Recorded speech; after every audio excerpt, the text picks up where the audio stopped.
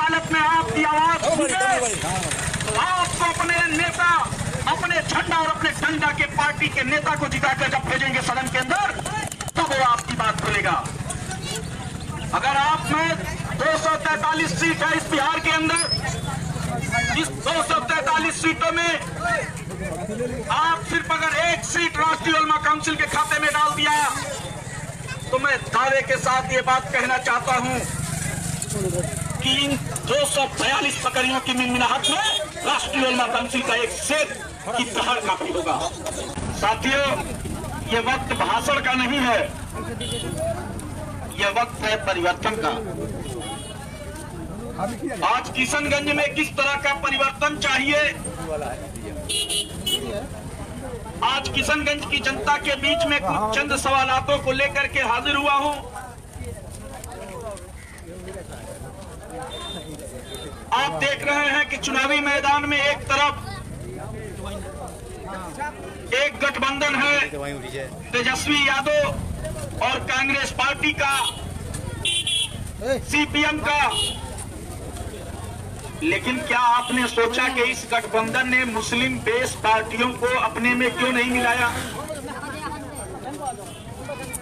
वो तेजस्वी यादव जिसके पिताजी 15 साल तक इस पूरे बिहार को जंगल राज बना करके रखा, लूट हत्या बलात्कार आम बात थी,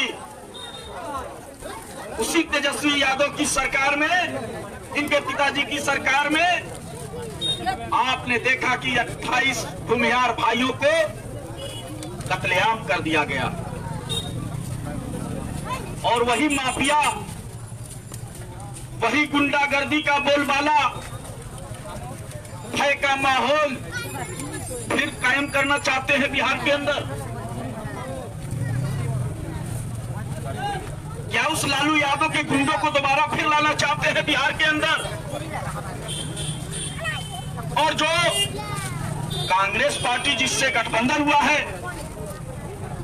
ये वही कांग्रेस पार्टी है जो मुसलमानों को तबाह व बर्बाद करने का काम की। इस देश के अंदर 56 साल राज किया और 57,000 दंगे करवाने का काम किया। ये नूरुल हुदा नहीं बोल रहा है, ये उनकी रिपोर्ट बोल रहा है। गूगल यूट्यूब पे आप देख लीजिए। और उसके बाद एक दूसरा गठबंधन एनडीए का,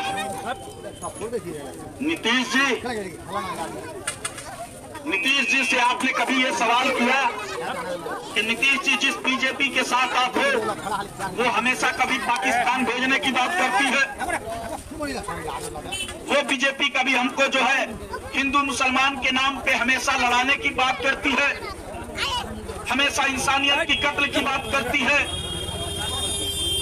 और वो भी छोड़िए, अभी आपने देखा, अभी कल की एक सभा हो रही थी उत्तर प्रदेश से, योगी जी आए थे और कह रहे थे कि मैं एनआरसी भी कराऊंगा बिहार में। अभी आपने इसके पहले देखा कि डिटेंशन कैंप भेजने की तैयारी मोटा गेंडा अमित शाह कर रहा था। सीएए, एनआरसी, एनपीआर के मुद्दे पे जब आपकी नागरिकता पे उंगली उठाने की बात चल रही थी, क्या नीतीश जी ने अपने समाज को लेकर के प्रोटेस्ट करने का काम किया? क्या तेजस्वी यादव ने इस पे कोई प्रोटेस्ट किया? क्या चिराग यादव ने कोई प्रोटेस्ट किया? वो प्रोटेस्ट क्यों करेंगे आपके मुद्दे पे? अभी अहिर का मामला रहता, अहिर को इस देश से निकाला जाता तो तेजस्वी यादव नहीं, पूरे हिंदुस्तान का यादव सड़क पे आकर के लाठी डंडा लेकर के उस लड़ाई को लड़ने का काम करता।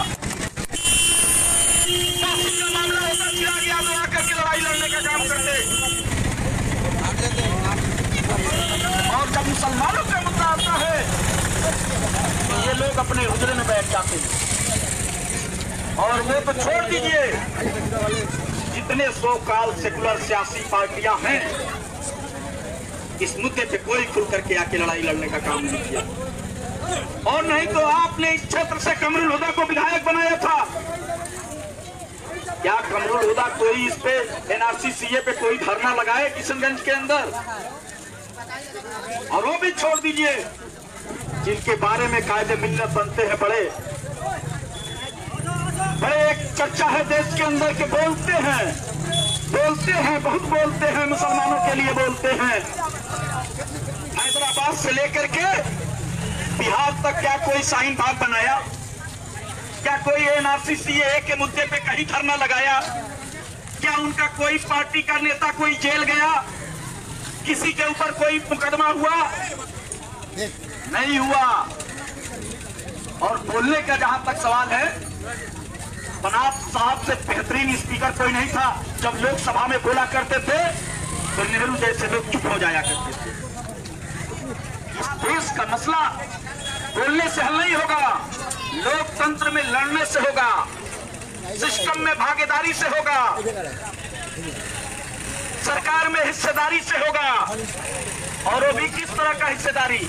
आप ये समझते हैं कि आरजेडी का मुसलमान आपकी लड़ाई लड़ेगा, चिराग पासवान का मुसलमान आपका लड़ाई लड़ेगा, आपकी लड़ाई कांग्रेस पार्टी का कोई मुसलमान लड़ेगा? नहीं। ये सदन में वही बोलेंगे जो इनके कायद, जो पार्टी की पॉलिसी होगी। अगर आप चाहते हैं कि आपके मुद्दे पे बात हो, आपकी बात जनता की सबसे बड़ी अदालत में आपकी आवाज सुने, आपको अपने नेता, अपने झंडा और अपने डंडा के पार्टी के नेता को जिताकर जब भेजेंगे सदन के अंदर, तब वो आपकी बात बोलेगा। अगर आप में 243 सीट है इस बिहार के अंदर, इस 243 सीटों में आप सिर्फ अगर एक सीट राष्ट्रीय उलमा काउंसिल के खाते में डाल दिया, तो मैं दावे के साथ ये बात कहना चाहता हूं कि इन 242 पकड़ियों की मिनमिनाहट में राष्ट्रीय उलमा काउंसिल का एक शेर की दहाड़ काफी होगा। अगर आप चाहते हो कि आपकी जो मूलभूत सुविधाएं हैं, आप अगर चाहते हो कि इलाके की तरक्की हो, आप अगर चाहते हो कि यहाँ के जो आपकी जेन्युइन मुद्दे हैं, आज बताइए सब लोग बड़ी बड़ी बातें कर रहे हैं, आजादी के 72 साल बाद भी आपको शुद्ध पानी, पीने का पानी तक नहीं दे पाई है सरकार। ये लग्जरियस जिंदगी जी रहे हैं, बिस्लेरी पानी अपने पी रहे हैं, लेकिन बिहार की आवाम के लिए वही गंदा पानी पीने पे ये मजबूर कर दिए हैं।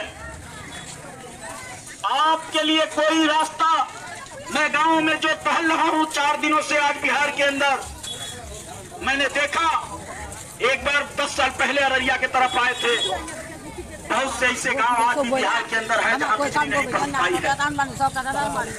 आज मैंने देखा इस किशनगंज के अंदर बहुत सारे गांवों में चलने के लिए शुद्ध रास्ते नहीं है, रास्ता बीच गड्ढा है या गड्ढा बीच रास्ता है, ये तय कर पाना मुश्किल है। आज भी आप मजबूर हैं पानी में हल करके चलने के लिए, पानी की कोई व्यवस्था नहीं है। आज मैं घूमता रहता हूँ, ये खोजता हूँ कि कोई डिग्री कॉलेज मिल जाए किसी इलाके में, इंजीनियरिंग कॉलेज मिल जाए, मेडिकल कॉलेज मिल जाए। नीतीश और लालू तो अपने बेटे को लंदन में पढ़ाते हैं। इस देश का दुर्भाग्य है कि जिस आजाद हिंदुस्तान के 72 साल बाद जो एजुकेशन डेवलपमेंट का जो काम होना चाहिए था वो नहीं हुआ। एक एएमयू सेंटर के नाम पे यूपीए 2 में चिल्लाते रहे, कांग्रेस पार्टी इसका ढिढोरा पीटती रही, लेकिन किशनगंज के लोगों आज तक एएमयू सेंटर नहीं बन पाया। मरहूम इस सांसद साहब ने जब ट्रिपल तलाक का मुद्दा चल रहा था, जब बिल पास हो रहा था लोकसभा के अंदर, असरारुल साहब मरहूम को करवट करवट जन्नत अदा फरमाए। वो बेचारे चाह रहे थे कि मैं ट्रिपल तलाक पे कुछ बोलूं विपक्ष में, लेकिन राहुल गांधी जी बोलने नहीं दिए। ट्रिपल तलाक के मुद्दे पे आपने देखा आपके खिलाफ, आपके शरीयत पे हमला हो रहा था, आपके मौलिक अधिकारों पे हल्ला बोला जा रहा था, आपके फंडामेंटल राइट को टच किया जा रहा था।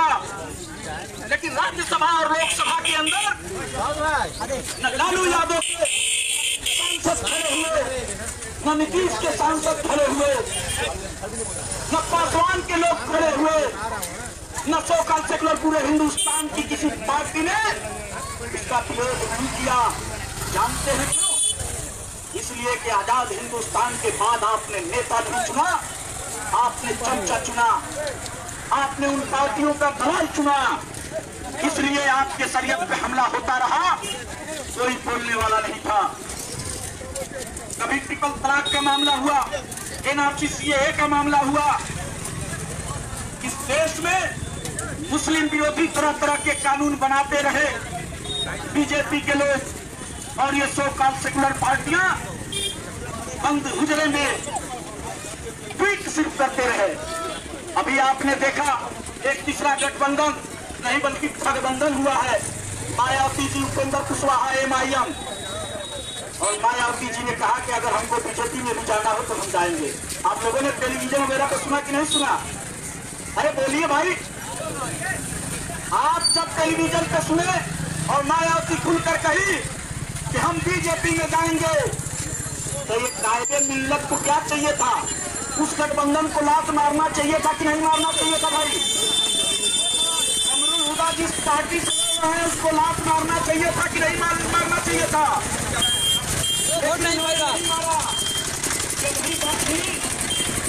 देहात में वो कहावत कहा जाता है कि रात भर चिल्लानी एक को न पियानी। विशाली बोलते हैं कायदे मिल्लत हैदराबाद से लेकर के संसद तक और हर टीवी चैनल पे ये सिर्फ बोलते हैं। मामला बोलने से हल नहीं होगा, मामला लोकतंत्र में लड़ने से हल होगा। और उससे भी बड़ी आजाद हिंदुस्तान में आपके साथ नाइंसाफी हुई। जो इस बिहार और किशनगंज के अंदर दलित मुसलमान बसते हैं, आपने कभी सोचा कि बिहार के अंदर चुनाव हो रहा है, जितनी सुरक्षित सीटें हैं उस पे हिंदू दलित तो लड़ रहा है। 1956 के बाद से सिख धोबी तो लड़ता है, और इसी तरह की नटभाट बोरिया नफाली गदरी फकीर भंगी जोगी मोची साथी जितनी बिरादरियां हैं मुस्लिमों की, सेम बिरादरियां हर पार्टियों में हैं।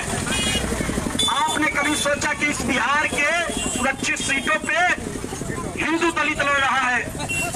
56 के बाद से सिख दलित लड़ रहा है, 1990 के बाद से बौद्धिस्ट दलित लड़ रहा है। लेकिन मुस्लिम दलित, ईसाई दलित, आखिर ये चुनाव क्यों नहीं उस पर लड़ता है? क्या आपने कभी दिमाग दौड़ाया? बिहार के लोग तो बड़े दिमागदार होते हैं, और जब भी कोई परिवर्तन हुआ है, जब भी कोई मोमेंट चला है, जब भी कोई आंदोलन हुआ है, तो वो यूपी और बिहार से ही हुआ है। जब भी कोई बदलाव आया है तो यूपी और बिहार से ही हुआ है। और मैं जानता हूं, देख लीजिए तानाशाहों का ये बदल शुरू हो गया है। अभी भक्तों के फूफा वहां तुरंत हार गए हैं, और ये जो सिलसिला जारी है बिहार होते हुए जब तक दिल्ली नहीं पहुंच जाएगी तब तक हम लोग चैन की सांस लेने वाले नहीं हैं। इस देश की एकता और अखंडता को बुलडोजर लगा के जो लोग तोड़ने का काम कर रहे हैं, इन सारे लोगों को जब तक हम लोग इस ग्रास रूट पे नहीं ला देंगे तब तक चैन की सांस लेने वाले नहीं। इसलिए साथियों, बहुत लंबी चौड़ी तकरीर न करके एक बात मैं और बता देना चाहता हूं। बिहार के अंदर जो ओबीसी का आरक्षण है, ओबीसी के आरक्षण में से जो 27% पूरे यूपी के अंदर भी 27% ओबीसी का आरक्षण है, लेकिन उस आरक्षण में से 9.5% जो ओबीसी मुसलमानों का कोटा है, वह कोटा न तो यहाँ नीतीश सरकार दे रही है, न यूपी में कभी मुलायम सिंह यादव की सरकार दी, न कहीं मायावती जी दी, न ही इस पे कांग्रेस पार्टी अपनी चुप्पी तोड़ती है। जब हमारा मसला आता है, जब मुसलमानों का मैटर आता है, जब मुसलमानों के हक व हकूक की बात आती है, जब मुसलमानों के हिस्सेदारी की बात आती है, जब मुसलमानों की राजनीतिक हिस्सेदारी की बात आती है, तो हमारे लिए क्या किया जाता है? एक कमेटी बना दी जाती है, एक आयोग गठित कर दिया जाता है, और वो कमेटी है कौन सी कमेटी? अभी आपने देखा कि कांग्रेस पार्टी ने जस्टिस सच्चर साहब से एक सच्चर कमेटी बनवाया, उसकी पूरी जांच कराया और सच्चर कमेटी तो बनवा दिया। क्या सच्चर कमेटी पे कोई अमल हुआ? सच्चर कमेटी पे कोई अमल हुआ? अरे सच्चर कमेटी के बाद फिर कांग्रेस पार्टी ने एक रंगनाथ मिश्रा आयोग लाया। वो रंगनाथ मिश्रा आयोग आज तक हिंदुस्तान के पटल पे नहीं रखा गया। और उससे भी पहले 1952 में आप जो डाउनफॉल किए हैं, आप इकोनॉमिकली जो डाउनफॉल हुआ है मुसलमानों का, सियासी डाउनफॉल जो हुआ है मुसलमानों का, और एजुकेशनली जो डाउनफॉल हुआ है मुसलमानों का, उसका जिम्मेदार कौन है? उसकी जिम्मेदार यही कांग्रेस पार्टी है और सो कॉल्ड सेकुलर पार्टियां हैं। उससे भी पहले आपने देखा कि काका काकलर कमीशन आया। क्या आपको इंसाफ मिला? जब हमारी बात आती है तो एक कमेटी गठित कर दिया जाता है, एक आयोग गठित कर दिया जाता है। अभी आजाद हिंदुस्तान में कानून को ताक पर रखकर बाबरी मस्जिद को शहीद कर दिया गया और उसमें भी एक लिब्राहन आयोग आया। लेकिन मुसलमानों, ये तय कर लो कि अब हमको इंसाफ चाहिए, अब हमको न्याय चाहिए। अब न कोई कमेटी बनेगी न कोई कमेटा बनेगा। अगर इंसाफ नहीं मिला, ऐ नीति सब तुम्हारे साथ हम चहेती और चहेता करने के लिए तैयार हैं, तब आपको अधिकार मिलेगा। आप अपने पार्टी राष्ट्रीय उलमा काउंसिल के बैनर को मजबूत करिए, मौलाना आमिर रसादी के हाथों को मजबूत करिए, 1 मीटर का झंडा और 2 मीटर का डंडा लेकर के मैदान में निकलिए। अगर ये सियासी दलें हमारा अधिकार देंगे तो हम झंडा फहराने का काम करेंगे, अगर अधिकार नहीं देंगे तो हम इनके पीठ पे डंडा बजाने का काम करेंगे। इस हौसले और जज्बे के साथ आपको अपने अधिकारों की लड़ाई लड़नी होगी। और जो लोग मुसलमानों को बरगलाने की बात करते हैं, ये जो बीजेपी के लोग बात पे जो मुसलमानों को पाकिस्तान भेजने की बात करते हैं, आकर के उन्वादी बयान देने की बात करते हैं, कभी प्याज महंगा होता है कोई बोलता है तो कहते हैं कि जिन मुसलमानों को प्याज खाना है वो पाकिस्तान चला जाए। हिंदुस्तान इनके बाप ने बनवाया था, हिंदुस्तान इनके दादा का है। और एक चाय बेचने वाले के हाथ में देश चला गया है।